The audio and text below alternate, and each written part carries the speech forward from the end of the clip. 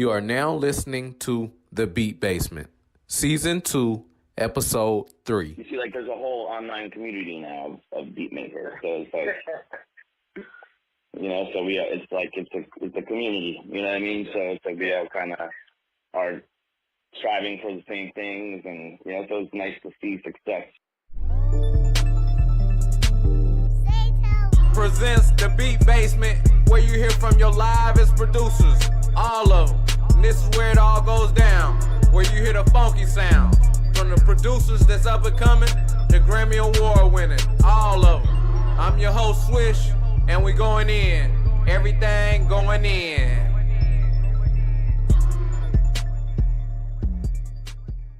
Well, on this episode, we have super producer, beat extraordinaire, Erock beat. Yo, what's up, Yes, man? sir. How you doing? I'm chilling, yo. I'm doing great. Good. Tell the listeners a little bit about yourself. All right, well, I'm a producer from New York City.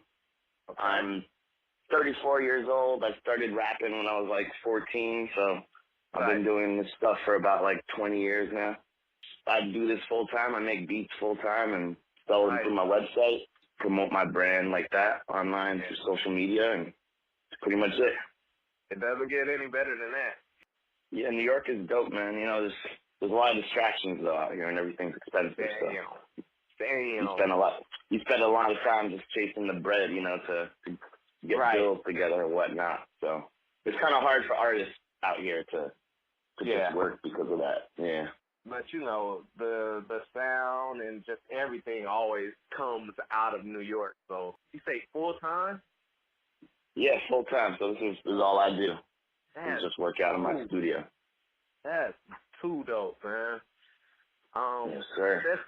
Especially coming out of New York, man, because I know, you know, the price, just the cost of living up there is pretty expensive, man. So, you know, people have like 2-3 jobs just in general, just everywhere now.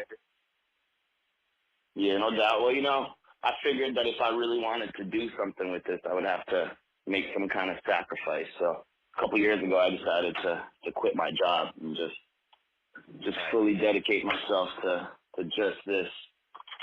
Hey, that's it, man. Yeah, man. And you say you've been making them 20 years now? Yeah, so I started rapping when I was like 14, started learning how to make my own beats about like a year after that. Most producers, that's just how it goes. I know, most producers, that's how they do, man. Most producers, they rap on their own. Well, they're like, okay, well, I need a beat, so let me start. So I better make one. Yeah. That's tight. Totally. Yeah. Pretty much ever since then, every penny that I've made has just gone towards like a new piece of equipment or time or whatever, you know? Damn. Do you guys hear this? This is what you call dedication, man. So who's your favorite producer of all time? Probably like Pete Rock. Turn it up. We got Pete Rock and CL Smooth. He's definitely one of my favorites of all time. As a producer, I see, you know, hundreds of those. I speak to hundreds of those people every day, you know, that just want to get free stuff or that just want to just ride somebody else's wave, but nobody really wants to put the footwork in. Yeah. If you don't want to invest in yourself, nobody's gonna want to invest in you. How'd you get started? You just said, okay, well, I'm just gonna start rapping, or like, how did it all? Yeah, you know, when I was 14, I was listening to like Nas and Mobb Deep, Capone Noriega, Jay-Z. I was listening to that stuff, and they made me want to rap. So I was just like, man. So I started just like, you know, rapping over their beats or whatever stuff like that. And then I was able to go to Radio Shack and get like a cheap Casio keyboard that had built-in speakers. And I also got like a little cheap mic, so I was able to to just use like my two tape deck like Sony stereo that I had, like standard like CD player thing from the 90s. So I would just take the mic and, you know, play out the whole beat on the Casio keyboard and record it, you know, live to one tape. And then I would put that tape in the, you know, in the other tape deck and then get a fresh tape. And then now I'd grab the mic and I would just, you know, do the full song over it. Damn, that's dope. A lot of, like, the new school wouldn't understand what even a tape is or a tape deck or any of that. So yeah, and everybody wants to punch in, and people don't want to be prepared when they go to the studio. Yeah. It's like if you go to the studio, you better have your stuff prepared. You better have your stuff memorized. You better know what you're gonna do, or you're just wasting your time and everybody else's time, even if you're paying for it. Yep. But then eventually, when I got out of high school, and I went up to SUNY Purchase just in Westchester, New York, and I got a bachelor's degree in music. So I kind of took it to that next step too. Oh, you know, I went to school, completed the whole program, and none of it is free, and none of it is overnight. You know, it's a marathon. 2005 when I graduated. Just grinding towards this dream ever since, you know? That's dope, man. That's dope. Mm-hmm. That's dope that you still have that in you, man, because a lot of the trends, the stuff, and just the time just changing and just... Yeah. For you to ride that wave all the way, you know, from pretty much from the chorus, that goes deep, man. Them definitely. For you.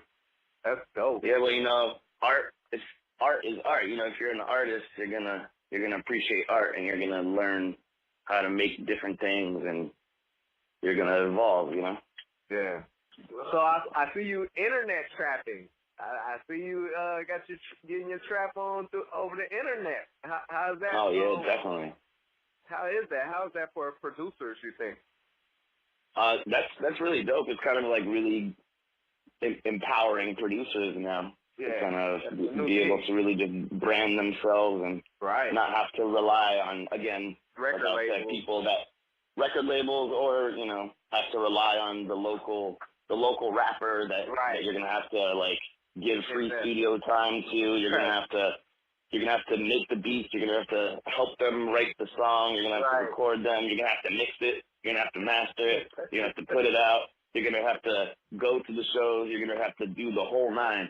And most of the time, it's lopsided because it is. You've already invested. You know, even just my setup right here is, you know, probably about $10K right here, just on my table. You know what I mean? $10K right here on my desk. Right. And to try to and people don't want to invest in themselves. Yeah. So it's like it's hard to invest in somebody else when you just put down all this money, and then they don't want to come through with no bread. Right. And then they're telling you, and then they're telling you that when they blow up, they're gonna take care of you. Right. When that's a lie too. That's a lie in itself. Well, they believe it. Yeah. But the thing is that it's not the truth. You know, it's like everybody thinks that they're gonna blow up. Everybody wants that. You know, so but not everybody is gonna put in the work. You know. Dang. Man, that's crazy. That's crazy that you say that. But I am noticing though, like an increase on people in popularity as far as in producers. Period. You know. Oh yeah, definitely. Well, yeah, because now we could make our money. You know, we can make our money without having to do all those things. You know? Yeah. You know, it's because that's really how it should be. It's like, you know, if you're an artist and you wanna do your shit, you gotta do that other side of the work. You gotta promote your song. You gotta go out and perform. You gotta try to, you know, get that shit on the radio. Like, you have to do that, you know? Yeah. Not the producer. Yeah, the producer can help you create your sounds and pretty much let you use his knowledge, his or her knowledge, and, you know, time and equipment and investment to help better you. But then you got to take that baton and run with it, you know? Yes, sir. Can't just, it's a relay race. It's not like a single, you know, single sprint. It's like a whole team, you know what I mean? Right. So it's like if one guy in the team just decides you don't want to feel like running, then the whole team loses. Yeah. It screws up the whole team. You know what? I like the way that you have your the type of beat posted, and then you have an artist in the background who would sound good on that type of beat, you know? Yeah. That would really make anybody, that would make me want to buy a beat, you know what I mean? Yeah. Well, that stems from, that's just trying to get in front of people that are searching for beats. You know what I'm saying? So let's say you're a 13-year-old kid. You just listen to a little Uzi Vert song that you like a lot, and then you're like, man, I really want a beat. I want to do a song.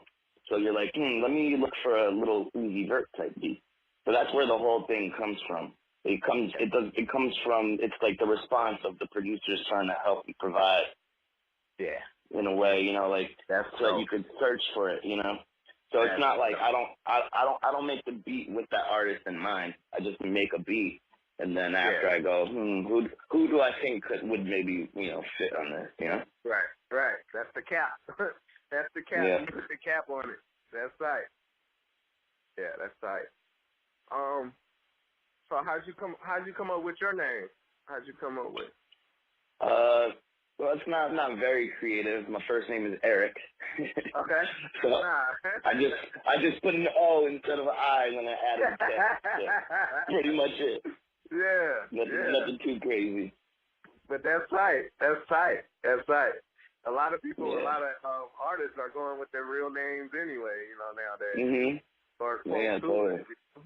Yeah. Yeah, that's perfect. Yeah. That's perfect. Let's switch gears for a second. What's your favorite beat of all time? Oh, wow. That's a hard question. Other than you. No, it wouldn't be. I'm not that vain. I need to be difficult. You know what? I do want to ask you next, after this question. Yeah. Do you have your favorite, like the best that you've ever made? I have one right now that I could think of that I really love. It's on Reasonable Doubt, Dead President. I'm out for dead, no presidents to represent me.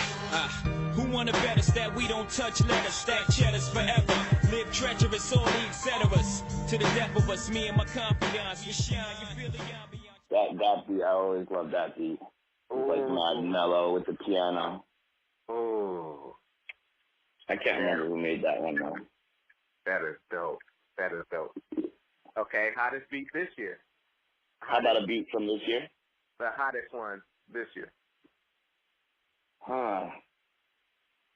And this year, so damn, I would have to say. Well, what comes to mind really quick is Pills and Automobiles. Wet.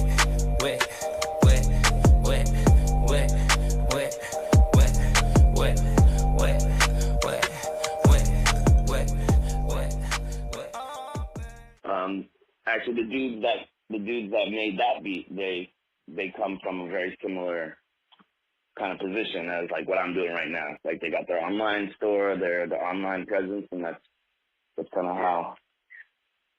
Yeah, so if anything, that's also motivating for me because it's kind of like a peer of mine that landed that. Right. You see, like there's a whole online community now of beat makers, so it's like.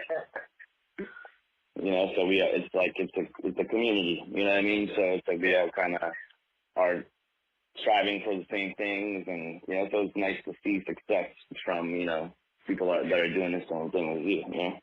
Yeah, that's dope. That's dope, man. Mm-hmm. Dope.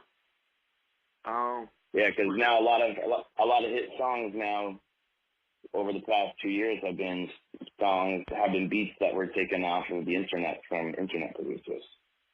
Right. That's tight. Mm-hmm. I didn't know that. I did not know that. What's your ideal setup? I'm pretty close to it right now with what I have right now. Tight. I got a decent like wide, like I have like a widescreen curved monitor. Nice. Like pretty big. It's like 34 inches or something. Yeah. And right above that, I have a 40-inch monitor as well. Yeah, that's dope. And then I have 2 Yamaha HS7 speakers. Tight. Shit. And then, you know, a whole other slew of like MIDI keyboards and stuff. Oh yeah. And then I got the Apollo Twin Solo. I got that thing as my audio interface. Yeah. Cool. And then I had that all running through my MacBook Pro, 2015 MacBook Pro. Okay. Yeah. And what else? Yeah, I have I have an external graphics card that I have rigged that also provides more power to my laptop. Dope. Graphics power. Dope. Yeah. And I use Reason mainly. Okay. I use Reason as my main DAW. Any reason for Reason? Well, I started using it when it like was first introduced onto the market. Okay. You know, when I was in college, you know, we were learning Pro Tools and Cubase and Cakewalk. Yeah.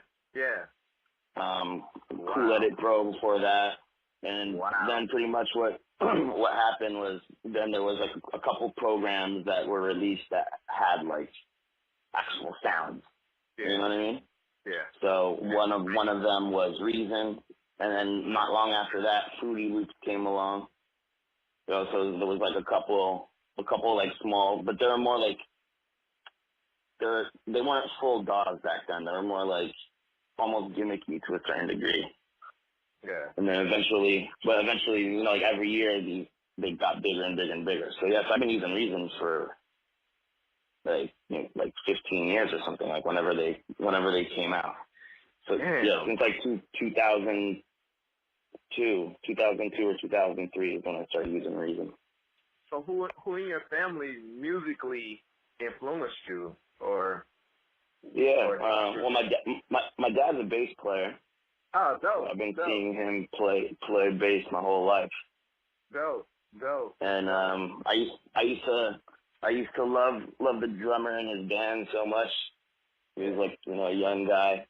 Yeah. I just used to think he was so much fun, and drumming just seemed like so much fun to me. So like I would always try to like hop on the set and like play with my dad if I could, stuff like that. So eventually so for my 4th birthday, my parents got me a set. So I had a little drum set. Drum set. Yeah, so I had a drum set. I was like 4 years old with a drum set. And I was just started making noise from there, and I haven't stopped ever since. No, that's right. Yeah. So that just translated, you know, into making beats, and, you know, I was already kind of, you know, around music a lot, so I was already pretty in tune with music and understood a lot of it already, and so by the time I started, you know, making beats, I kind of had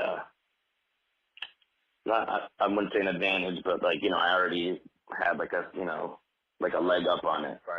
Right. Yeah. Oh. So you play a music instrument? Play the drums? Yeah. Yes, I still play the drums. Not very consistently, but every once in a while I do. Yeah. But yeah, mainly, you know, all the instrumentation that I do is off of, you know, my MIDI keyboard and just, you know, using the infinite amount of sound that there is now. Yeah. That's dope. Yeah. But yeah, man, can you tell us a story about music that you've been through? Maybe funny, you know, life-changing or whatever, you know what I mean? Or just in general. Let's see, well, I feel like I've had a good number of those experiences. I know you do. Well, in 2011, I put together like kind of a producer album, but I was also rapping on it. Okay. And I ended up getting my dad to play bass on it. I got my cousin who lives in Mexico City to play guitar on it. Hi. Like I kind of like made it like this, you know, just a really eclectic project. And then we went out to we organized like a little like 2-3 show tour in Mexico City because that's where my cousin was living. So we hopped on the plane, we went out to Mexico City and we did a couple shows. Yeah. And we did this one show that was like outside, well, just on the outskirts of the city in like a pretty bad area. at this kid, it was like this like, kid center thing, where there was like, for just neighborhood kids to go to that didn't really have much else to do. So then we performed there, and it ended up being like in front of like 200 kids, they were like teenagers, you know what I mean? So like 200 teenagers, and like half of them were breakdancing, and they were rapping like a little cipher outside. That was just like a moment where I felt like my art had like brought some kind of good positive vibes to people that that I'd never met, never thought that I would ever meet. Right. Just like kind of like a random situation. Right. And that was it's kind of like what you do it for, That is dope. What advice would you give someone that looks up to you or that's going through a jam and needs encouragement? I would say that like whatever you love the most in this world is the only thing that's important. Yeah. And like it don't matter what situation you're in right now. Whatever, just whatever you could do to keep trying to get to that place, to that love that you feel in your heart, you can't go wrong. But if you don't follow that love in your heart, you might find yourself in a cage that you cannot escape. Yeah. And you might not feel that fulfillment. You might have money in the bank account. Maybe you get a house, maybe you have a car. Yeah. But are you happy, Right. So I would just say just keep working, just be consistent. And like the work that you do today will pay off in the future if you don't quit. If you quit, it doesn't pay off. All right, time for the cook up. All right. Y'all want to hear something? Yes, sir. Fresh.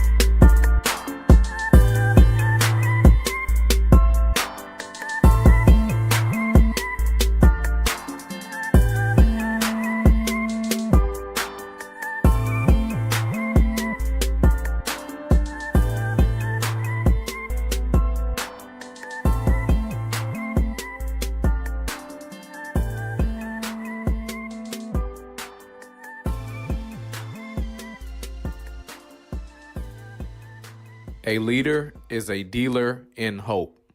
So just hope for the best, man. Pray that everybody around you is doing what they need to do. That's what leaders do. They lead. That's my word. Blessings on blessings on blessings, y'all. Peace.